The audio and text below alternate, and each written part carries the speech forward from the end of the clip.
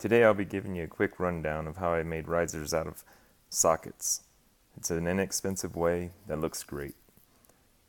The first thing you'll want to do is remove the two caps here with an Allen wrench. Lay some leathers down on your tank and you can lay your handlebars down on the leathers to protect the paint. And then what you'll do is you'll need a 3/4 inch socket with a large extension, maybe about 12 inches, and a ratchet. And from about this position right here, you're going to reach up and you'll undo both nuts, I should say. They will have C-clips on them that you'll have to remove with a pick first, and then you can remove them. Once you've done that, go ahead and remove your stock risers. Discard the bolt that came on the bike because you'll be using a new one. What I had to do to accommodate for the rise was go ahead and remove my brake hose right here. Take it out of this little clip here.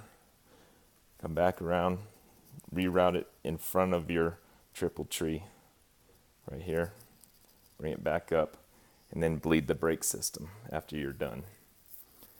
The sockets themselves, I used two 15/16 sockets. The hole for the bolt was a little small, so I took a Dremel and used a sanding drum on the Dremel to open up the holes for the new bolts.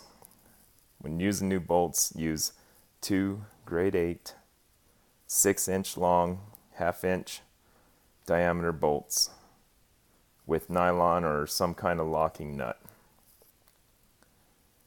So what you'll do now is go ahead and put your bolt through your riser,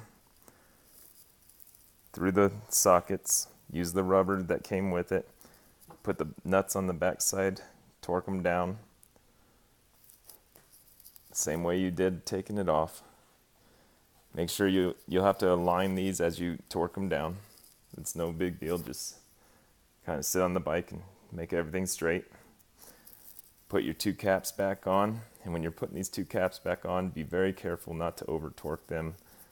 Make sure you torque them evenly so you don't crack the cap. When you're all done with that, like I said, go ahead and re-bleed your brake system. Not too hard, you just go ahead and hold it down. Come down to both of your calipers and bleed one at a time. Don't let off of your brake until you've had the bleeder closed. And make sure you keep checking your oil as you go.